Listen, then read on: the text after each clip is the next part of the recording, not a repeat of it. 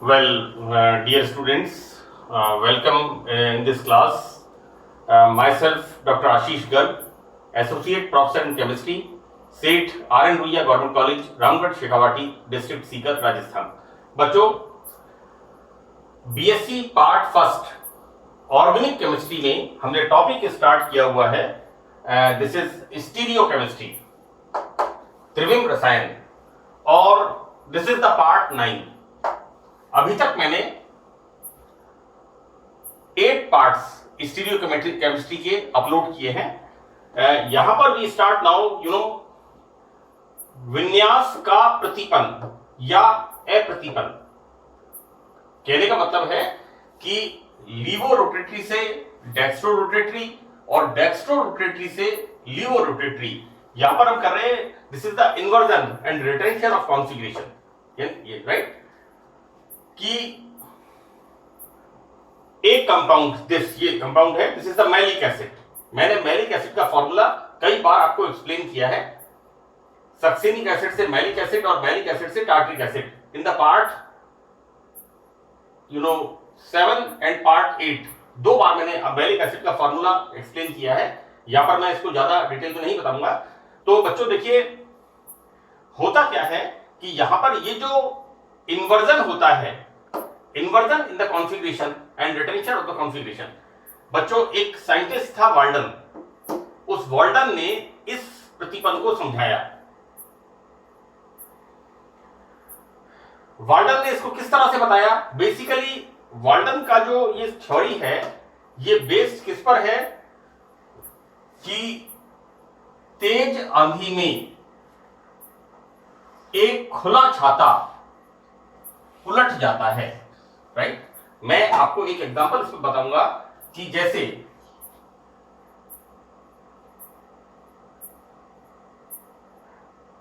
ये एक अम्ब्रेला है,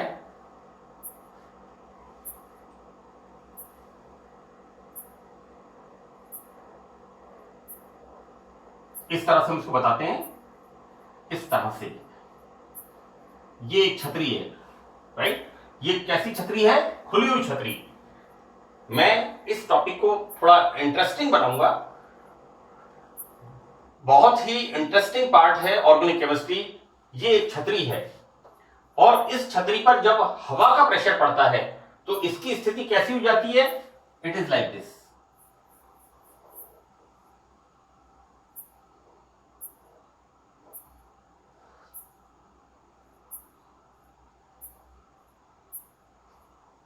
ये इस तरह से,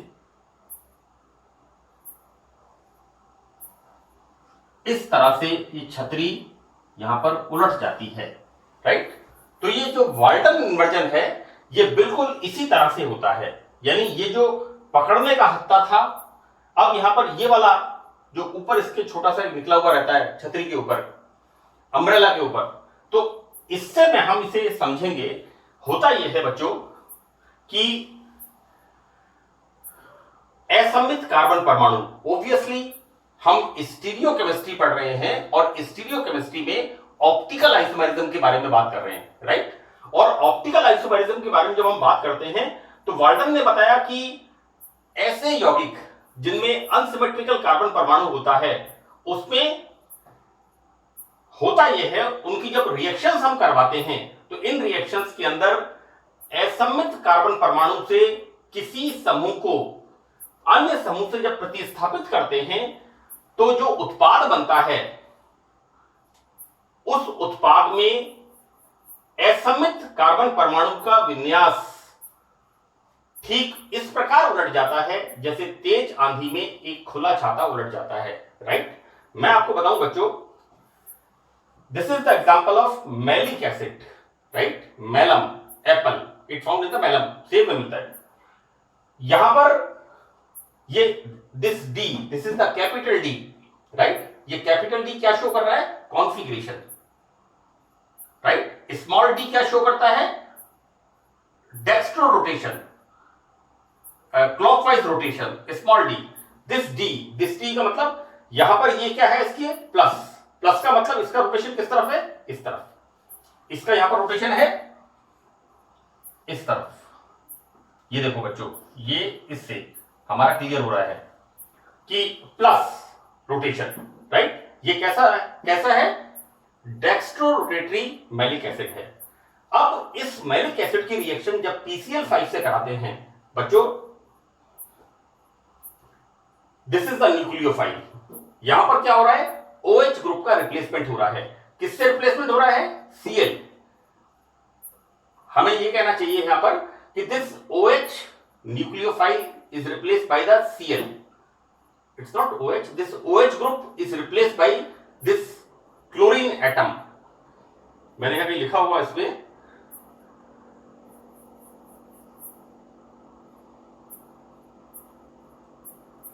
यहां पर लिखा हुआ है this is the chlorine atom, कि OH समूह का क्लोरीन एटम द्वारा प्रतिस्थापन किया जाता है तो विन्यास बदल जाता है, राइट। यहां पर जो प्रोडक्ट मिलता है तो प्रोडक्ट का रोटेशन यहां पर कैसा होता है, यहां पर इसका रोटेशन होता है इस तरह से, लाइक दिस,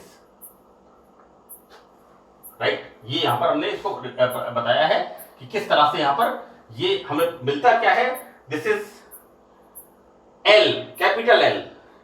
वापस मैं आपको बता रहा हूं बच्चों, ये क्या शो कर रहा है, configuration. This is chlorosuccinic acid, right.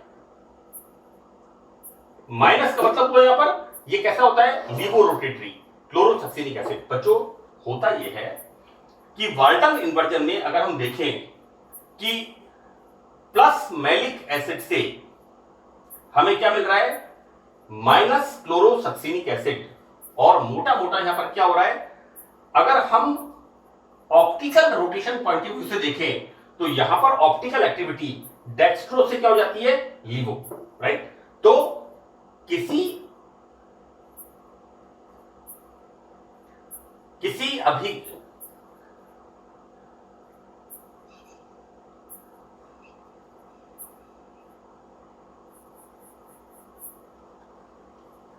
अभिक्रिया में, यहां पर इसको करेक्ट करते हैं हम इसे, कि किसी अभिक्रिया में ध्रुवण घूर्णक अणु के असममित कार्बन परमाणु के विन्यास के उलट जाने की परिघटना वाल्टन इन्वर्जन कहलाती है।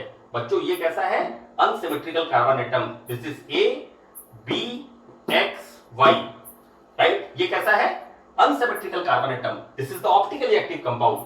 तो यहां पर इसका जो अनसिमेट्रिकल कार्बन एटम है, इस पर हम किसी रिएक्शन किससे करा रहे हैं, PCl5 के साथ, राइट। यहां पर क्या हो रहा है, chlorination, and this OH is replaced by this Cl।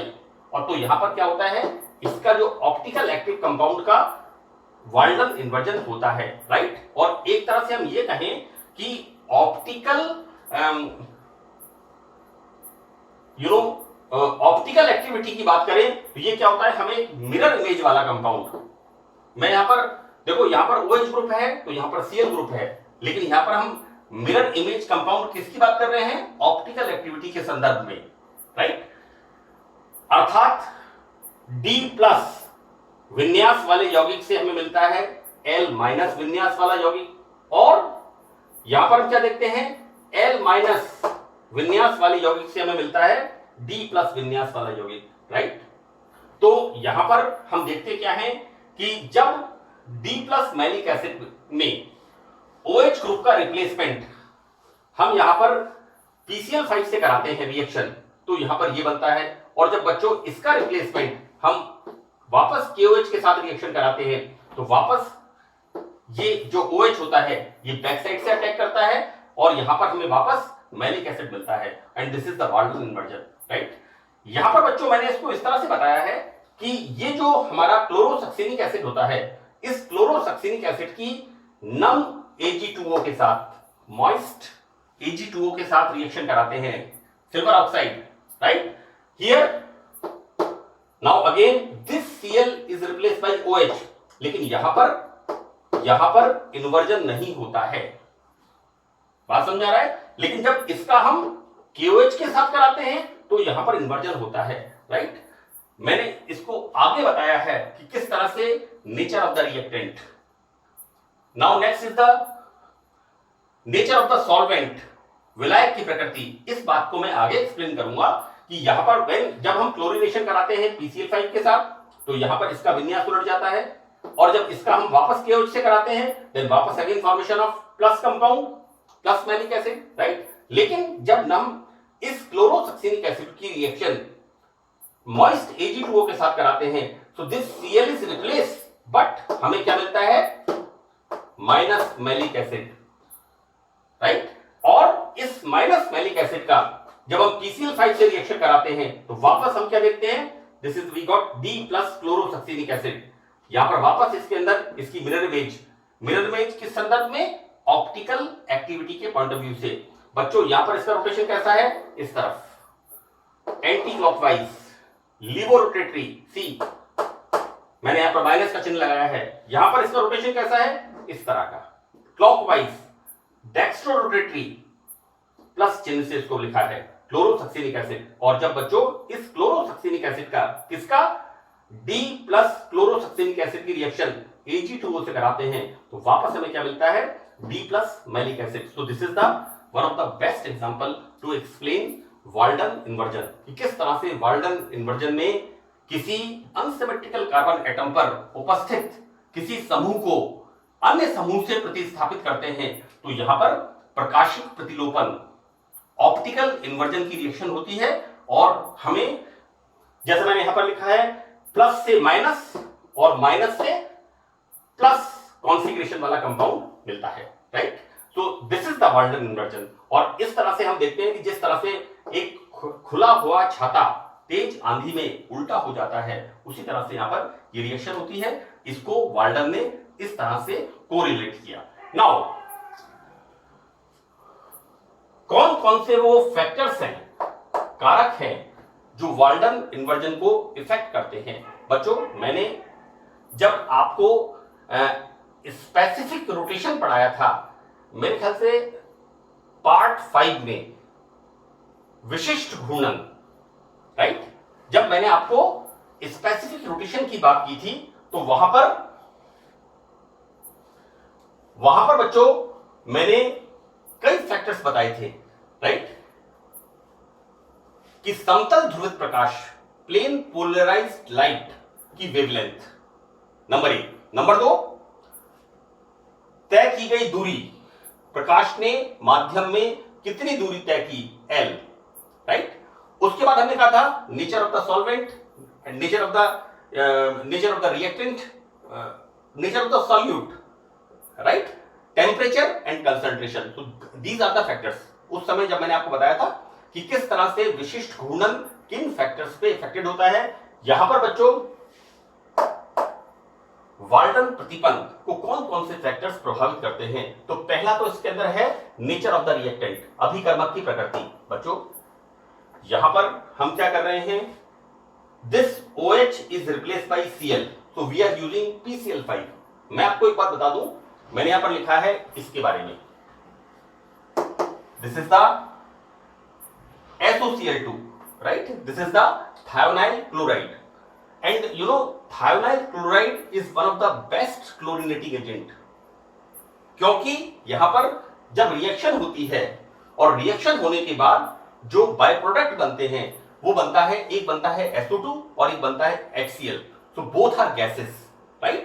तो हमारा जो प्रोडक्ट होता है उसमें दोनों गैसेस के फॉर्म में बाहर निकल जाते हैं और हमें प्योर प्रोडक्ट प्राप्त होता है। सो SOCl2 is very good chlorinating agent. लेकिन बच्चों होता यह है कि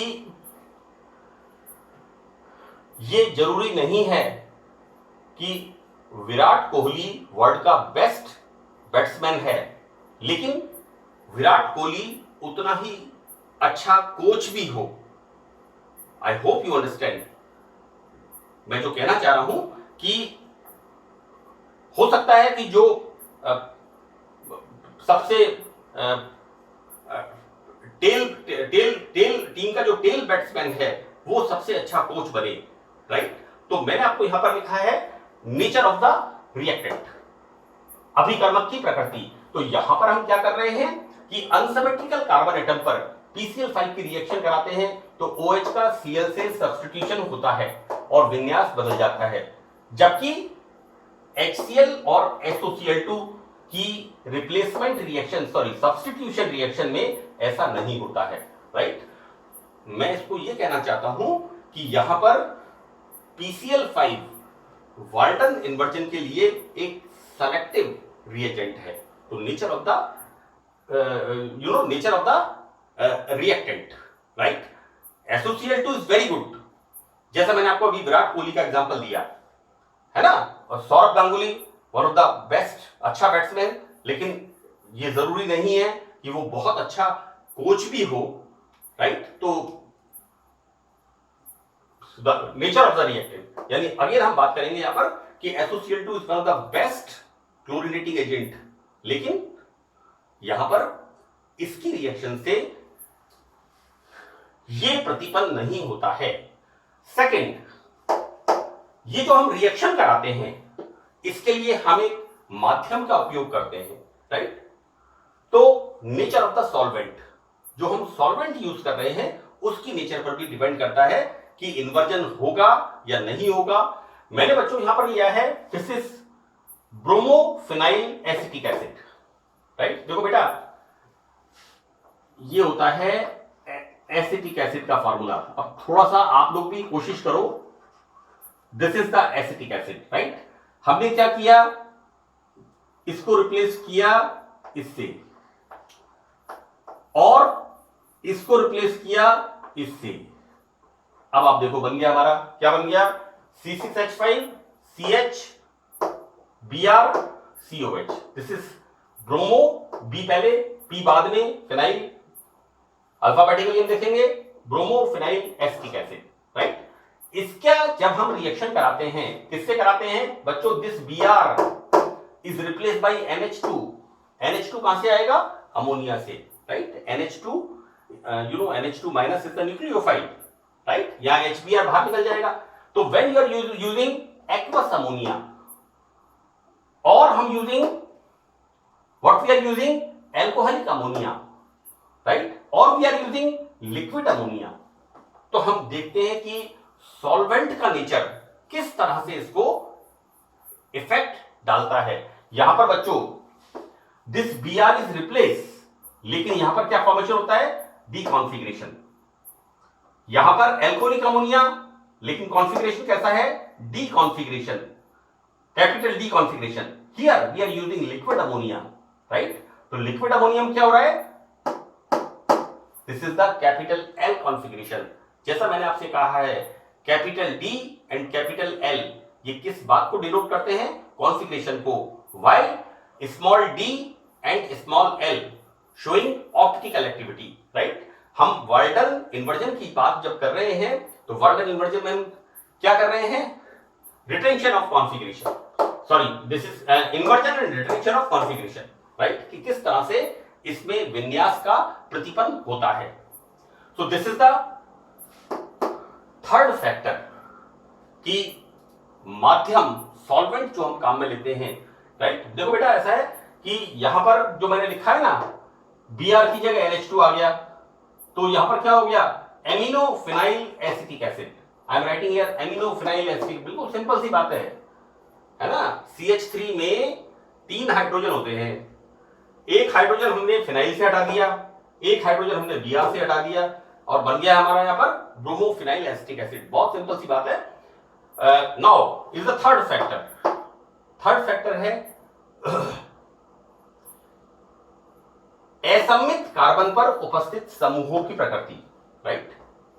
कि ये जो कंपाउंड हमारा है, ये सपोज करो ये जो हमारा कंपाउंड है X कंपाउंड, राइट। मैं आपको देखो बेटा इसको इस तरह से बताऊंगा कि मान लो कि BSc आपने किया, आपने MSc किया और आपकी जॉब कहीं लग गई, राइट। अब रिप्लेसमेंट सब्स्टिट्यूशन रिएक्शन होगी या नहीं होगी, राइट। देखो आपकी जॉब लग गई और आप एक ऑफिस में गए। अब उस ऑफिस के अंदर आपने घुसते क्या देखा, कुर्सियां टूटी हुई हैं, गंदगी फैली पड़ी है। अंदर घुसे ऑफिस में तो एक उपस्थित समूहों की प्रकृति, जहां पर आप ज्वाइन करने जा रहे हैं वहां पर किस नेचर के लोग हैं, वहां का एटमॉस्फेयर कैसा है, यानी यहां पर क्या हो रहा है, ये Cl इस OH को रिप्लेस कर रहा है। बात समझ में आ रही है ना। अब यहां पर क्या हो रहा है, आपको जाकर के ऐसा लगा कि यहां कैसे मैं काम करूंगा, तो हो सकता है आप वहां जाओ ही नहीं, वहां से भाग जाओ एक दिन के बाद।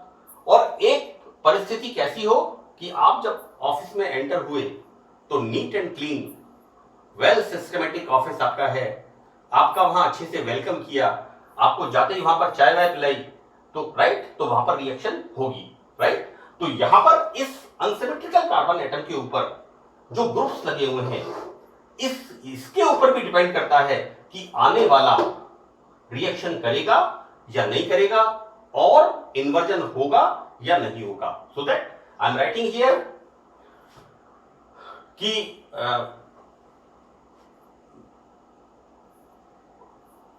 अनसिमेट्रिकल कार्बन एटम पर जो ग्रुप पहले से उपस्थित होते हैं उनका नेचर कैसा है, राइट। तो इस बात के ऊपर भी Walden inversion effect, Walden inversion depend करता है, right. So that nature of the reactant number 1, nature of the solvent number 2, and the third is presence of groups eight unsymmetrical carbon atom, असममित carbon परमाणु पर उपस्थित समूहों की प्रकृति। Now here I am writing mechanism of Walden inversion. बच्चों यहां पर मोटा मोटा मैंने लिखा है, ये सब्स्टिट्यूशन रिएक्शन है, और ये कैसा होता है, SN2, राइट। हम इसको बोलते हैं nucleophilic substitution reaction bimolecular. SN1 unimolecular, nucleophilic substitution reaction unimolecular, right.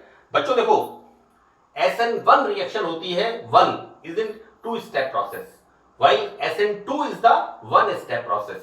आप लोग 12th क्लास में एल्किल हैलाइड्स में इसके बारे में डिटेल में पढ़ के आए हैं, SN1 reaction and SN2 reaction। SN1 reaction is the 2-step process, while SN2 reaction is the 1-step process, right। इस 1-step process में क्या होता है, यहां पर एक ट्रांजिशन स्टेट बनती है, राइट। और होता क्या है, ये जो इनकमिंग न्यूक्लियोफाइल है ये इसके बैक साइड से अटैक करता है, राइट। देखो बेटा ऐसा है, ये भी पहलवान और आने वाला भी पहलवान, और अब ये दो पहलवान अगर सामने पड़ गए तो क्या होगा, मल्ल युद्ध शुरू हो जाएगा। तो रिएक्शन यहां पर देखो बड़ी मैकेनिज्म बड़ा इंटरेस्टिंग है।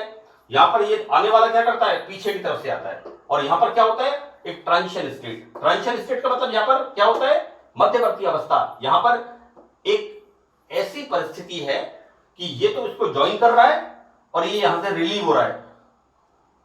बात समझ आ रही है, ये तो यहां से बाहर निकल रहा है और ये यहां पर ज्वाइन करना है। एंड यहां पर अगेन हम क्या देखते हैं, यहां पर D+ क्लोरोसक्सेनिक एसिड से L- malic acid. So this is the mechanism by which we explain Walden inversion, right. हम इस क्रिया विधि से इस प्रकार हम वाल्डन प्रतिबंध को एक्सप्लेन करते हैं, राइट। और ये बच्चों SN2 मैकेनिज्म 12th स्टैंडर्ड में एल्किल हैलाइड्स में बहुत अच्छे से एक्सप्लेन किया हुआ है, और इसी तरह से ये होता है, बिल्कुल इसी तरह से ये एक तरह से 12th स्टैंडर्ड की रिएक्शन है जिसको मैंने वाल्डन इन्वर्जन में, या मुझे कहना ये चाहिए कि वाल्डन ने इस क्रिया विधि से इस Cl के प्रतिस्थापन को, सब्स्टिट्यूशन को, कि किस प्रकार OH ग्रुप आता है और किस प्रकार ये निकलता है, और यहां पर एक इंटरमीडिएट बनता है, और इस तरह से यहां पर हमें D+ कॉन्फ़िगरेशन से